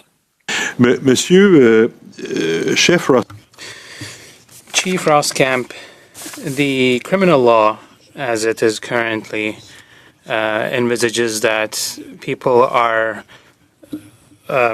set free, if you will, and then they're supposed to come back and appear before the court. Now, if they don't come to court, or if it is judged that it's easier, it's better for public safety, and if it's dangerous people, or in a third case, if this would shock the public opinion given the severity of their alleged crimes. Now, these criteria, do you think they're adequate, or should there be changes made to these criteria? I think there should be changes made to the criteria. We need to acknowledge root causes where relevant, read the social determinants of community health, and those suffering from homelessness and poverty, substance use disorders, and mental health disorders. Mais qu'est-ce qu'on devrait changer dans les critères? But what should change in these criteria? Because currently people are kept in pretrial detention if they're dangerous to the society, or if there is a belief that they will not appear before court, or the third criteria. So that's what we have currently. But I'm inclined to think that these are good criteria, but maybe that's not the case. So what needs to change in these criteria, in your opinion? I would suggest respectfully that in the majority of cases, that's not happening. And for chronic, strategic, and violent repeat offenders, we're looking for consideration, much more consideration to be given for public safety, offender accountability, and stronger judicial discretion, giving judges the ability to make those discretions sooner, not releasing at the earliest opportunity with the least onerous conditions. Merci. Je vais changer de sujet, monsieur. Thank you. I'll change subjects, Mr. Roskamp. Now, speaking of young offenders, we're seeing more and more criminal organizations who are recruiting young people to commit crimes. Auto theft, for instance, has been on the news, and even violent crime, with the belief that these young offenders will not be facing adult criminal justice system. But I find this outrageous. My question is the following: what do you do with young people in these situations? Should we try to keep trying to rehabilitate them? And especially, what do you do with the adults who incite young people or recruit young people to commit a crime? Should we not be cracking down on these adults who are recruiters? I think I have less than a minute, so the floor is yours. Yes, sir. First of all, with the youth, we should do all we can to rehabilitate those youth, and to try to turn their lives around and help them lead healthy pathways in society.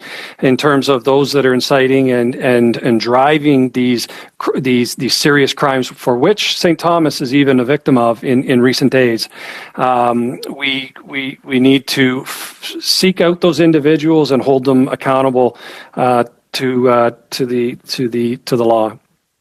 Si on disait, si je vous proposais. So if I suggested double the sentence for someone who is recruiting a young person to steal a car, double the sentence compared to the sentence they would have received if they stole the car themselves, is that reasonable in your opinion? Absolutely. Merci, Monsieur Roskamp. Thank you, Mr. Roskamp. I don't have a lot of time, but Ms. Latimer, on your end, what do you think needs to change in terms of the criteria of keeping an accused in detention? I think there needs to be a refocusing so that I think the criteria on the first two, like likelihood of absconding and whether they'll commit an offense if released, are good. Predictive behavior is always challenging. I think the best predictor is looking at recent past behavior. So if they're in a crime cycle, I think you need to keep them detained in the interest of public safety. I think the problem is that you're getting far too many others who are in there for less serious reasons, and you need to have it's an expensive system and a dysfunctional system when you do that. You need to find constructive alternatives to help people respect their conditions so that they can appear before court for their trials. Merci tout le monde. Désolé. Thank you, everyone, and apologies, Mr. Rahim, I didn't get to ask you a question. Into the second round with the extension, we should be able to complete a full second round if I shave a minute off each of the last two, each being liberal and conservative. It would give 5, 5, 2.5, 4, and 4, if that's okay. On termine pas à 5h30? Non, mais on avait convenu. Well, we agreed to continue. Because of the interpretation issue we had. Because of me. Because I speak French. So, starting off, Mr. Brock, then Briere, Monsieur Fortin, MPs Gunn, and then Dillon. Thank you, Chair. First question to you, Mr. Rahim. Thank you for reminding us about the tragic consequences of the Zamir matter. I'm going to ask you some questions about that, and if you have the answers, it would be much appreciated. To your knowledge, sir, did Mr. Zamir have a criminal record? Okay. To your knowledge, did Mr. Zamir, at the time of the tragic consequences, was he on an interim release already? He was not. Okay. And to your knowledge, sir, during the period of time by which he was on bail or judicial interim release, the formal legal name, were there any allegations of breaching of that order or bail? There were not. No.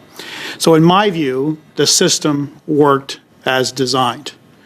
The vast majority of individuals who are charged with criminal offenses, and I would dare say probably in the high 80th percentile, low 90th percentile, are not the type of individuals that we as the Conservative Party are concerned about. We are concerned about repeat violent offenders who are reaping the benefits of a soft on crime liberal agenda. My next question to you, Chief. Chief, for 4+ years, you have been part of a body of law enforcement and leaders right across this country, including premiers, including mayors, including victim advocacy groups who have been pushing this liberal government to change their soft on crime bail laws, all to no avail. You were promised relief under Bill C-48. That did not move the needle one iota in terms of curbing the behavior with these repeat violent offenders. So today, actually last week, we introduced in the House of Commons the Jail Not Bail Act, and today, on one of our opposition motion days, we started to debate that. So I'm going to be asking you some questions and your thoughts on some of the key features of the Jail Not Bail Act. We're wishing to replace the principle of restraint under 493.1 with the principle of protection of the public as the priority in judicial interim release hearings. Do you support that, Chief?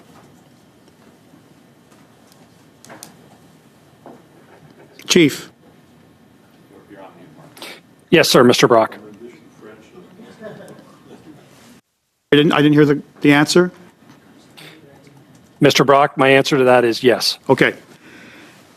We are adding several violent indictable offenses to the list of reverse onus offenses at subsection 515 sub 6 for the determination of judicial interim release. Do you support that? Yes, I do. We're going to create a list of major offenses composed of violent reverse onus offenses. Do you support that? Yes, I would. We're going to prevent those charged with major offenses from being released after arrest by a peace officer. Do you support that provision? Could you repeat that? We're going to prevent those charged with a major offense from being released after arrest by a peace officer. We want those individuals to go to court. Do you support that? Absolutely. Yes, I do. We're going to require that only a Superior Court judge on a reverse onus basis, whether to permit the interim release of an accused charged with a major offense while the accused was on release in respect of another major offense, and if the accused was convicted of a major offense in the last 10 years. In essence, treating that class of individuals under Section 469 of the Criminal Code that only a Superior Court justice can entertain the judicial interim release application. Do you support that? Yes, I do. Do you support the provision that we're going to provide that on the expiry of the interim release of an accused upon their conviction of an indictable offense while they await sentencing? One more time, please. That judicial interim release will not be available to those convicted of an indictable offense pending sentencing. I agree with that, yes. Do you agree that prohibiting those with a conviction for an indictable offense in the last 10 years from being named as a surety? Yes, absolutely. Thank you. Madame Brière, la parole est à vous. Merci beaucoup, Monsieur le Président. Thank you, Chair. I'd like to thank all of our witnesses. This was indeed very interesting. Mr. Rahim, I especially enjoyed your introduction and your account of that particular situation. Now, since the beginning of this committee meeting, we have been hearing all sorts of numbers and positions. Of course, you can make the numbers say whatever you want them to say. But on the other hand, I think we all agree that we want to have safer communities. And we heard from you, from Ms. Latimer, and from Ms. Doncor from the first panel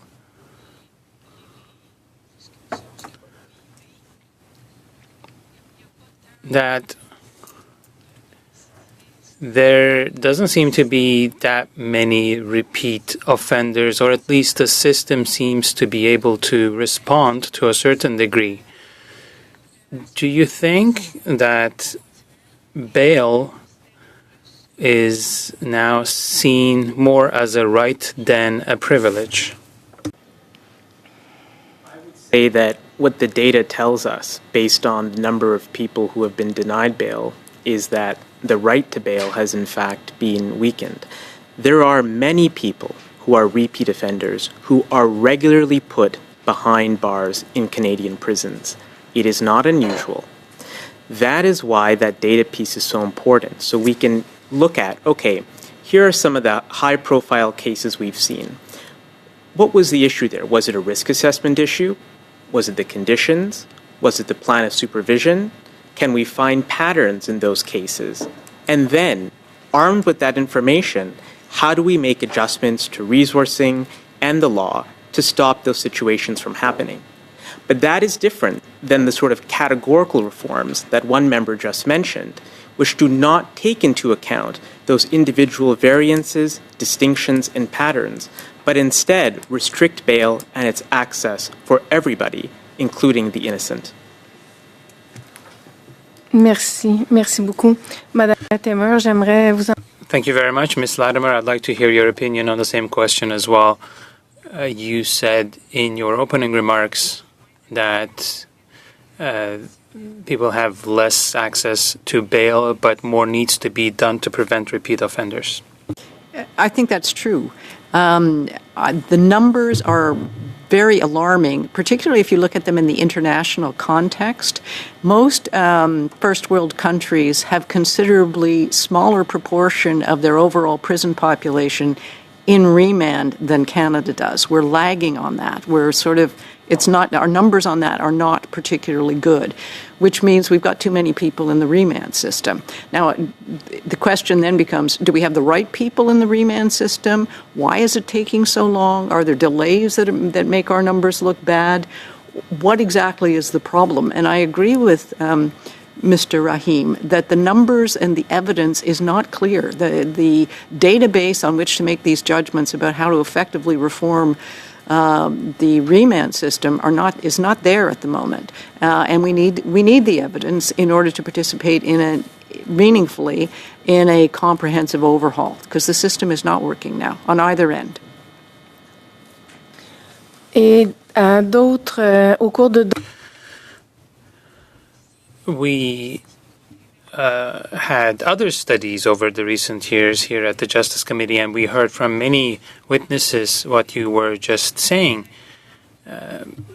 They were saying that more severe sentences do not have the deterrent effect that is often desired. So how can you reconcile all of this, bail on the one hand and then sentences on the other?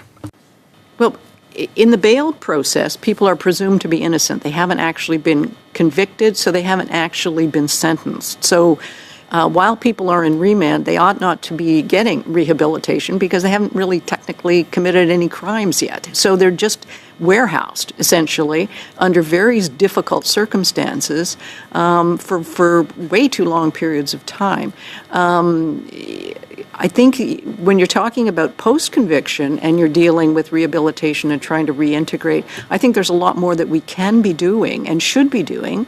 I am a very strong supporter of the government's federal framework to reduce recidivism, which would deal with some repeat offending. Now, that was introduced initially by a conservative backbencher, but it was embraced by all parties. So I think there's common ground here to try and ensure that repeat crime is addressed. But you can't make the assumption that people that are remanded have been convicted or are guilty of an offense. They're technically innocent, and they should be treated that way. Non, c'est complet. No, your time is up, Mr. Fortin. 2.5 minutes. Thank you, Chair. 2.5 minutes, so I don't have a lot of time, but my question is for both of you. So a repeat offender. Now, we're going to talk about conditional release or bail, rather. So a repeat offender who has already committed a similar crime that is appearing before a court, should there be a different set of criteria that come into play? I mean, should the emphasis be placed on keeping this individual in prison? And if yes, after how many repeat offenses should a different set of criteria come into play? Go ahead. If you look at the bail judgments in those situations, you will see that there is specific weight placed on the fact there have been prior offenses when applying the public safety criterion. So what I would say is that it is about ensuring, and of course there are abilities to appeal. Je m'excuse de vous bousculer, mais on n'a plus de temps. I apologize, we're running out of time, but I know it's taken into account. My question is, should it be a criterion? If you are a repeat offender, you are not getting released, you're not getting bail, and if yes, after how many prior offenses should that happen? A numerical cutoff, it should be the role of a justice of the peace or a judge to analyze the record and make that determination. Merci. Madame Latimer, vous? Agree with my colleague here. It really depends on the individual, and it really depends on how old the criminal record is. I mean, a criminal record that's 5 years out of date, the person is just as likely to be committing an offense as you or I after that point. So it shouldn't bear on it. Le système actuel de remise en liberté, les critères. So in the current system, the current criteria are good criteria in your opinion, and they don't need to be changed? Is that what I should understand? I think there needs to be a lot of judicial education and perhaps some Crown guidelines and perhaps a lot of other things. Je m'excuse, Madame Latimer. On s'entend là-dessus. I apologize, Ms. Latimer. I do understand that, yes, there's more need for more education, but I'm referring to the criteria. So are the criteria good? Do we change them? I mean, I understand it takes more work.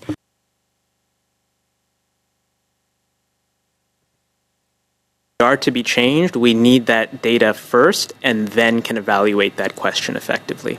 Merci beaucoup. Thank you very much. We have two members, MP Gunn and MP Dillon. Thank you, Chair. Chief Roskamp, is Canada currently releasing repeat offenders out on bail that are a threat to public safety? I believe in some situations they are. In Vancouver, just a couple years ago, there was a report that 40 individuals, prolific offenders, were responsible for over 6,300 incidents with police in just a small period of time. In your estimation, what % of crime that's being committed in your community is being committed by a small number of criminals, repeat offenders, or individuals already well known to police? It is a very high percentage. I would say it is above 80%. And you know, that percentage, 80%, I think that's what leads a lot of Canadians, members of the public, to refer to our justice system as a revolving door. What do you think are the main causes of what many Canadians perceive to be a catch and release system? Well, I think it's a number of factors come into play, and I think in all communities, and I will speak for my own community, a smaller community post-COVID, the second order effects, those responses that the government took to address life after COVID has affected and manifested these social determinants of health, where the resources are just not readily available for individuals who need the supports they need. Therefore, individuals are living in chaos. And when you live in a constant state of chaos, chronic criminality seems to manifest. And so chronic criminality, not enough services to support individuals in a right care, right person approach, has created a system where we have that 80% where individuals are hungry, so they're stealing. Individuals are desperate, so they become involved in the drug subculture. Now we end up with weapons and violent offenses and firearms acquisition. And we're seeing not only those individuals and not only individuals who are seeking out firearms, but have a higher propensity to use them. And we had 2 incidents in my town in the last month, 2 armed robberies. One was at a bank, and one was at a restaurant. These types of crimes didn't happen in St. Thomas years ago. They seem to be happening at a remarkable rate these days, and it has all of us concerned. Chief, do you have members on your force, rank and file, that are frustrated that they are having to arrest or detain the same people over and over again for the same or similar offenses? Yes, sir. Do you believe that when it comes to this problem with repeat, prolific, violent offenders, that the Liberal plan to confiscate thousands of firearms from law-abiding gun owners will help improve the problem in St. Thomas? No, sir. Do you believe that confiscating firearms from law-abiding gun owners or cracking down on repeat offenders is a better use of your finite police resources? Enforcing chronic criminality, finding solutions as supported by the federal government at all levels of government, provincial as well. But that is the best use of our time. Our communities deserve to be safe and to feel safe. As was just recently mentioned in a previous question, communities plagued by chronic criminality, safety seems to have become a privilege instead of a fundamental right. And as such, we're failing our communities, and our communities deserve better. Ms. Dillon. Our witnesses. I'll start with you, Mrs. Latimer. You mentioned just before in your testimony that bail is not a one-size-fits-all solution. You also have to see how long the person was last in jail or on bail. My question to you, if somebody keeps committing crimes, is a recidivist, keeps getting arrested back-to-back consecutively, why do they keep getting let out on the streets? This is something we don't seem to be grasping. Can you please explain a little bit? Why do we see that? Sure. If I could just get a clarification, are you talking about pre-conviction for the offenses or post-conviction? Sometimes they said they were out on bail. We keep hearing this over and over. They were out on bail. Can you please tell us why a judge would let somebody out if they've continually been doing back-to-back? I think it's one of the problems with the bail system in that the criteria that's being applied and how it's being applied, it's not entirely clear to those of us outside of the system how we're getting such an apparently unfair system.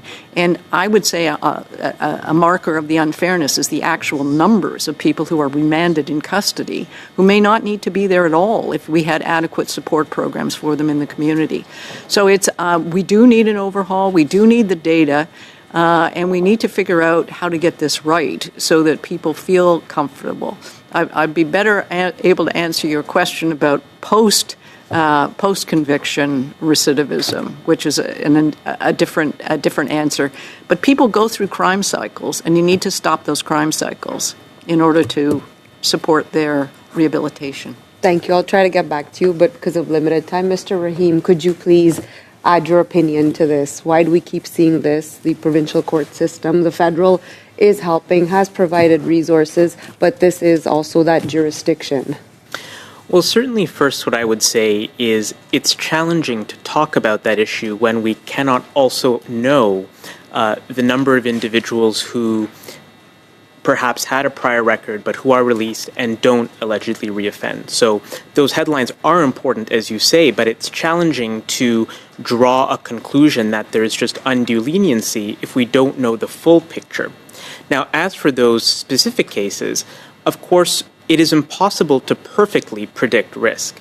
We have decided as a constitutional democracy not to live in a system where as soon as you are charged, even if you have a record, you are put into jail. So there is a balancing that has to occur, but that does not mean we should not act upon the examples you cite. We just need to do so when we have the data to properly assess the problem. How do you think we would better be able to acquire this data and to track how many people are on bail and to see what we can do to make sure to limit these releases? I'll tell you precisely how. So there is a center at Statistics Canada that is responsible for collecting different types of information. Information comes from the police to the Uniform Crime Reporting Survey. It comes from corrections through their surveys and databases. The provinces and territories have to sit down with the federal government and figure out how do we transmit that data that is collected so that it can be analyzed and broken down and assessed in the same way. And the fact of the matter is that both levels of government have not taken any public-facing steps since Bill C-75 or Bill C-48 to tell us how they are actually going to collect that information. So that's something that we need leaders in all jurisdictions to step up and do. What would you suggest? How is it up? Okay. Okay, thank you. Before we leave today, first, obviously, I want to thank the witnesses for taking the time to come in and give us their testimony. I apologize to people listening for the communication issues for folks online, but that was quickly resolved. Before people leave, members, we will need, depending on what we decide occurs next Thursday, witness lists for the study, assuming or presuming the absence of the minister. But we will convene. So get your witness lists in by Monday around 4 o'clock if that's acceptable. And we'll have a brief session on Tuesday in camera to decide a couple of these items, including how we proceed with the study of C9. On that, I wish you all a good Friday and a good weekend. Thank you.